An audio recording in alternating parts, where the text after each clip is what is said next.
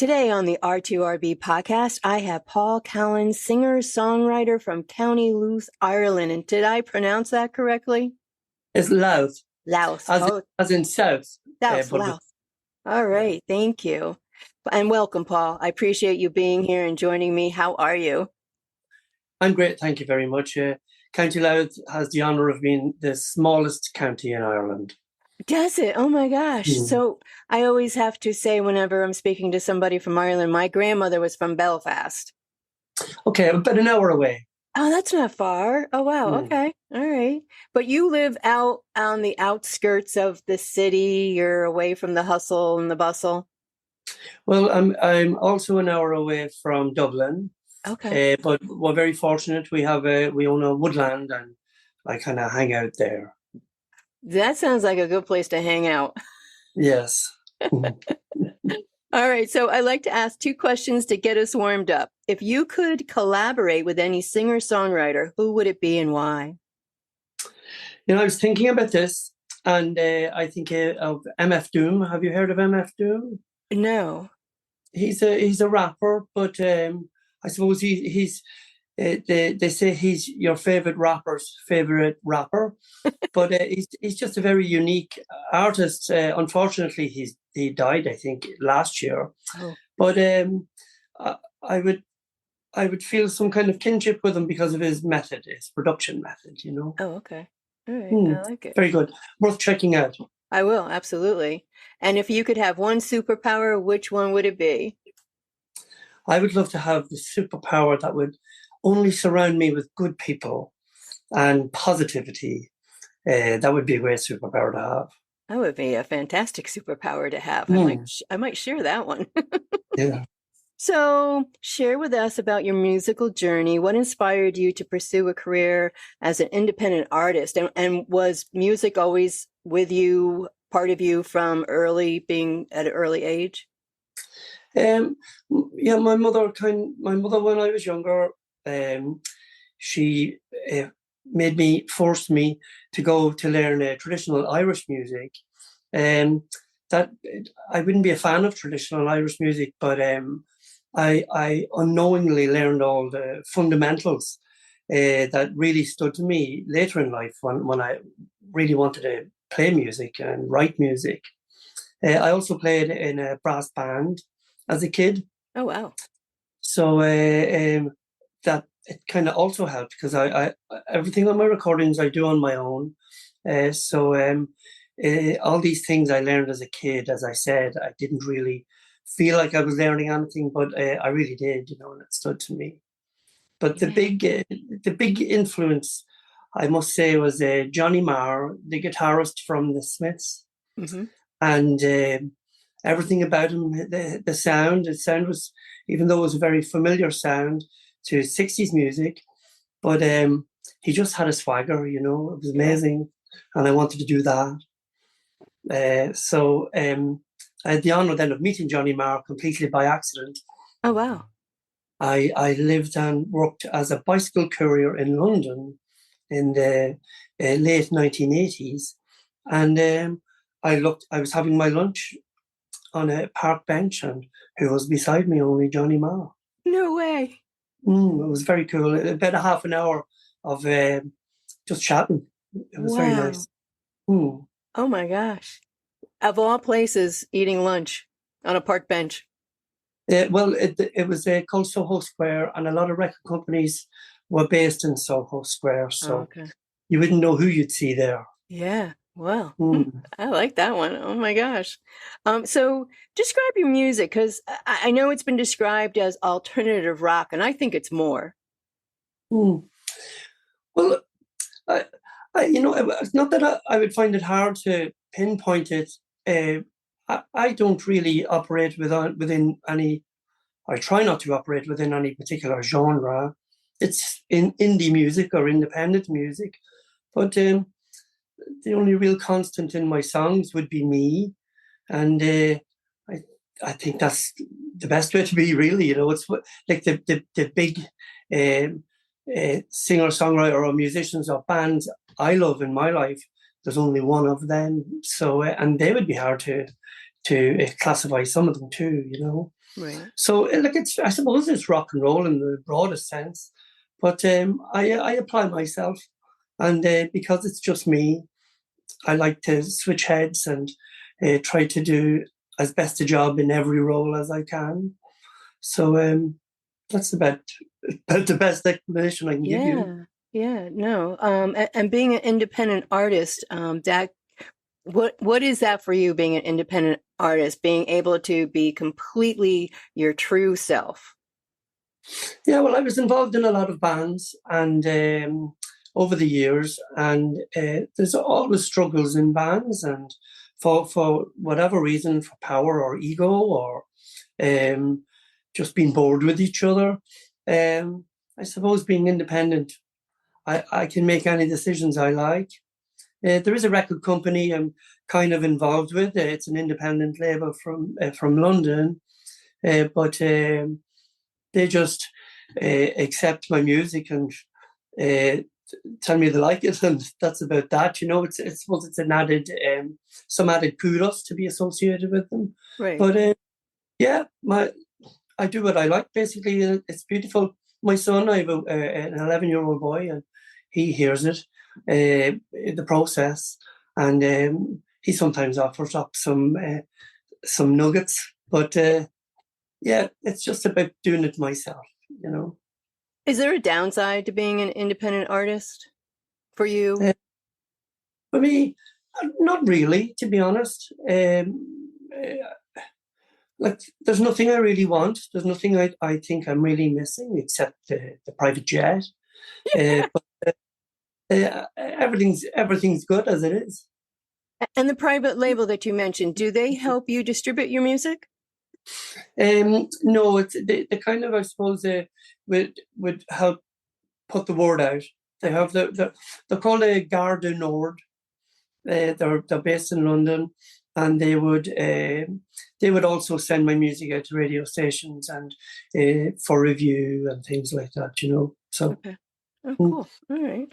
And you write your own songs, and where do you draw your inspiration from? And have you written songs from the very beginning? Yes, when I was a kid, I was playing a tin whistle, like a penny whistle. I learned how to play that, and I would learn traditional Irish music, and then I started trying to learn songs I really liked and picking out melodies. And melody is really where it's at for me.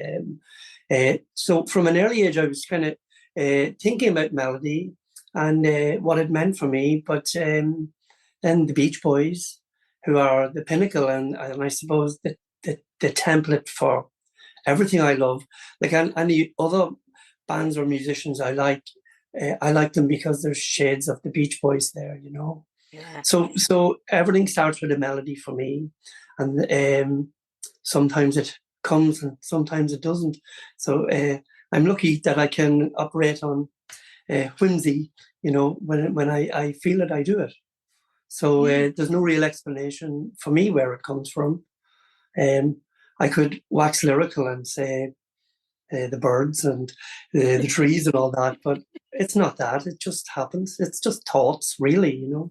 Yeah, it's amazing because that's one of the questions I like to ask: what the writing process is, or what you draw from. And I always, and everybody's different. Everybody has a different process, and of course, that's where all this great music comes from because it is so different. Can you share a memorable moment or experience that has shaped your musical career thus far? Well, I was thinking about that one too, and unfortunately, it's a negative one. I was a good while back. I was immersed in music, and I was actually playing with a band. But there was record company interest, and we were bolstered by the responses we were getting. But my music was stolen. I won't go into it beyond that. It was a fairly major thing, and it was certainly a major thing to happen in my life. There was some success brought to the people who stole my music, and after a while, of course, these were my friends that done it, and it was very upsetting. But it made me think that there must be something worth stealing. So I rely on that a bit, to as a positive experience in the Yeah. end. Yeah. You took a negative and turned it into a positive. Well, it took a long while. It wasn't an It easy wasn't thing. overnight. No, not at all. But it was a horrible experience, to Oh, be yeah. honest. But yeah, anyway, it happened, and here we are. And here you are. And here you are. Absolutely. And so actually, I was going to ask you about, your Irish heritage and the influence on your music, but that's just been a part of it from the beginning. Well, everybody in Ireland has a story or a song, and there are a lot of bands and a lot of musicians here. And on the world stage, Ireland's a pretty heavy hitter. It is. So the traditional, if your question is regarding the traditional music, I suppose like I learned it as a kid, but I most certainly wouldn't be a fan of it. I've tried it later in life. I've tried to find something in it, but it doesn't do it for me. Yeah. But being Irish, definitely there's something in us that has to get out. It is. It is. Oh my gosh. And just real quick, because I mentioned before we started the interview, my grandmother being from Ireland as well. Yeah, and I think everybody from Ireland, either they sing or they play an instrument, and she could do both. She had a beautiful voice and she played the harmonica. Yeah. The most Irish people I've met, I lived in Cleveland for a couple of years in Ohio. Oh, wow. And I met an awful lot of Irish people in Ohio. That's great. Oh my gosh. Yeah. We're a great group. So I love this one. During the COVID-19 lockdown, you made a commitment to release one song a month. And so why did you challenge yourself to do that? And how did it all work out? Initially, I was really trying to knuckle down. I stopped for playing music for a long time. And in probably a year or two before lockdown, I was trying to get my mojo back, or get into it. But a friend suggested, I was considering maybe working on an album, but that could take 10 years, Yeah. So a friend suggested, why don't you commit to one song a month as an exercise? So I committed to it, and I had to do it then because I committed to myself. And I did it, one song every month. It became my first solo album. So it was tough and really cool and amazing, and I couldn't have been more immersed. So I also learned how to use my equipment properly, so it was good for that. Yeah, sometimes when you're put in that type of position, so much more comes out of it, because just like you just said, you had to learn your own equipment even better. Yeah, well, it was also averaging about 3 songs for every one to get one song. So it was quite a lot of work. And I'm very fortunate for me that the inspiration, when it happens, it tends to come easy. But the 99% perspiration, especially, like I bought some equipment just before lockdown, and then lockdown happened. It was great. I had an excuse to sit at it. Right. But it was an excellent project. Definitely, I would recommend it, because not only the writing the music, but recording it, producing it in every way, artwork, finding radio stations to play it, and it was incredible. Yeah, it was a total flex. Absolutely. I think some of the best music came out during that time as well, because I think exactly for what you had said, everybody was so totally immersed into it. Yeah. So focused on it that it's a lot of great music came from there. Who does the artwork for your albums? I do everything myself. Do you? Yeah. Again, it was it all just go into it and experiment and see, can I do it? And the big thing for me as being on my own is the having to have remind myself that I can do it. You're sticking your neck out quite a lot as a solo artist. Absolutely. And so I just applied the same rule with everything else. Do it and just ignore what I might think people think. It's been positive. It's been a great exercise too, and I really enjoy it. Yeah. Yeah, no, I find your artwork very intriguing, and putting artwork with the, the songs that are in that album. Hmm. Now does each album have what I would say would have its own message? Is it all kind of interlocking with each song with each other? No, not necessarily. You mean like a concept album? Yeah. Uh, well, the Funzy, the first album, Hmm. my first solo album, I suppose the concept behind that was to deliver it in a year. Um, so that everything was connected in some way. And then the running order on the album was as they come out, like January through to December. And then to spice it up, I had another couple of songs to put in as well. Yeah, that's But long playlist.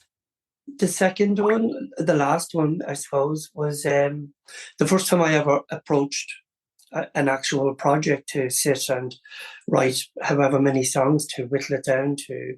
There was 14 on that album. Yeah. So, so that was the first time I suppose the concept there was to see could I do it and not drive myself crazy.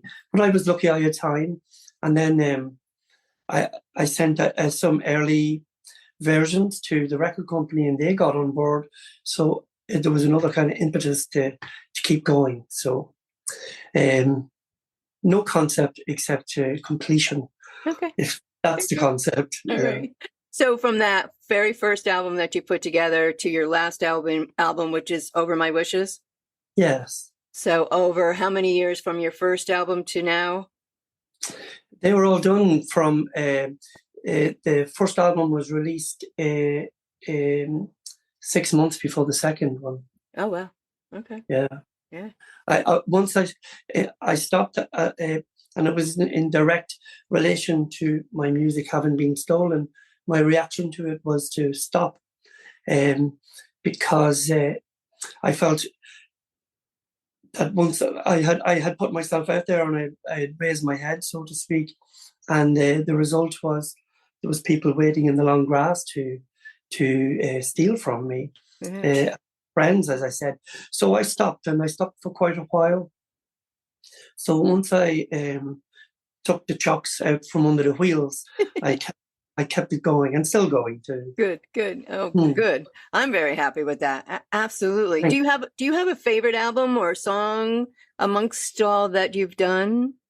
I think it's a common thread would be the most recent song in the initial stages would be my favorite, but it can get pretty intense when it's a lot of repetition when you're producing, Right. And but the short answer is the most recent thing I'm dealing with is my favorite. Oh, nice. Cool. Hmm. So what advice would you give another independent artist just starting out? What would you advise them to do, not to do? What would be at the top of your list? Well, for me, the beauty is in the doing, and realizing that really let me flow and let me love it and let me enjoy it. So, to anybody in the same position, is really look hard at your motive. If you want to be famous, um, I think there's a possibility of wasting your time. But if you want to make, if you want to do, if you want to create, well, then do it. Absolutely. Hmm. Absolutely. So this is the other question I've been asking lately. AI, our Hmm. artificial intelligence with chatbot and chat GPT. Hmm. Do you have any thoughts? Do you have any feelings on it?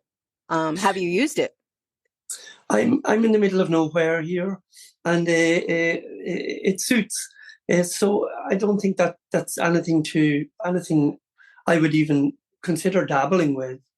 It sometimes feels like recording on a computer is cheating enough because of the infinite tracks, and like I can create orchestral pieces here on my own. That feels like cheating. I don't need an orchestra. Like 50 years ago, you would have needed an Right? orchestra. So I'm cheating enough without doing that. Okay. Yeah. I don't understand it anyway, to be honest. Yeah, I've been doing my little research. I've used it here and there in different things. But if you don't really take the time to understand it, it can create a big problem. Yeah, there's an air of fear about it, really, isn't there? Yeah, absolutely. Yeah. Yeah. And when last year I remember saying to my partner, I said to him, we were talking about something and I said, AI's next. He goes, well, no, it's not. I said, yeah, it is. Here we are. Mm. It's here already, yeah. Yeah. So you do all do your own recordings, you do your own editing, producing, mastering, and then you also do all your own marketing. Everything, yes. I don't have a very big budget. If I had a budget, there's elements of it. Other people would most certainly be better than I am at it. But as at the minute, I am doing it all on my own. Yeah. So which platform do you find works the best for you? Radio stations, Really? without a doubt. Yeah. I'm very lucky because of people like yourself, Deborah. My music's been played all over the world. I don't know how I would promote myself on Spotify. I make videos also. Some people watch them, but there's not millions of people rushing to see them. But it's just an experience. My son helps me on some of them and has filmed them, or we discuss ideas. But yeah, as I said, it's in the doing. It was nice when to get a bit of an acknowledgement. As I said, the Gare du Nord, the record company, got involved. But yeah, I suppose the short answer to that is I don't know. Yeah. Radio stations mostly. Yeah, it's so nice that we can still turn to something that's been around forever and that really has been, a pinnacle for the music industry all around. And now, of course, we take it from one level, FM, AM, and now, online and around the world in less than 30 seconds. And actually, so how I connected with you was through Paul Dillon, PMAT, I believe. Yeah. Yeah. And you and I would never had connected had I not been, I've interviewed Paul and he does the Best of Irish Indie now for R2RB. We play it after on Sunday. So yeah, this World Wide Web has, I don't know if we ever thought, I never thought when it originally came about, this internet, that we would be at this point where the whole world is opened up to everyone and anybody that can get connected. Yeah, it's incredible. Like there was the first few months when I put an EP out. That was the first thing I offered up to the internet world, and it was incredible. In the first few months of that, I had done more than I had done all the years prior. When I was involved in music, there was the internet wasn't really a thing, but just it's incredible what you can do. Absolutely. And just even for myself too, just with the R2RB and everything, I wouldn't be doing this if it wasn't for the internet. Here you are in the woods in Ireland, having a chat. Yeah, it's incredible. Exactly. So what's the best way for people to get in contact with you or find your music? What's the best platform for you? My music is on Bandcamp, so it's Paul Callan at Bandcamp. It's very easy, but tune into cool radio stations like yours, Deborah. You'll hear my music. And on Facebook and Instagram, it's just Paul Callan. If you're interested, find that. Yeah, absolutely. And so what are you working on? What do you got coming down the pipeline? Well, I'm almost finished recording album 3. I'm hoping to have it ready at some point late spring, and I'm speaking to a friend of my wife is an amazing graphic designer, and I'm trying to see will she do the artwork for it. She's absolutely amazing, so that would be cool. Not to think about that because I'm not a graphic designer, so you have to think like 10 times harder, Right. But that's what's happening at the minute, and making more music and recovering in time for February, I suppose. So this year I got both my hands done. They were a long time coming, and so it's nice that I'm this side of that. Good, because we need more music from you. Thank you very much. You're welcome. Paul, thank you so much for being with me on the R2RB Be podcast series. Is there anything else you'd like to tell the listeners that I haven't touched on? Well, nothing more than what Paul Dillon said. For you American listeners, there's a lot of fantastic music coming out of Ireland, a lot of fantastic independent music. There's worlds within worlds everywhere, but Ireland has an awful lot going on. So have a nose around and see if you can find something. Absolutely. I second that. Paul, thank you so much. Thank you very much, Deborah.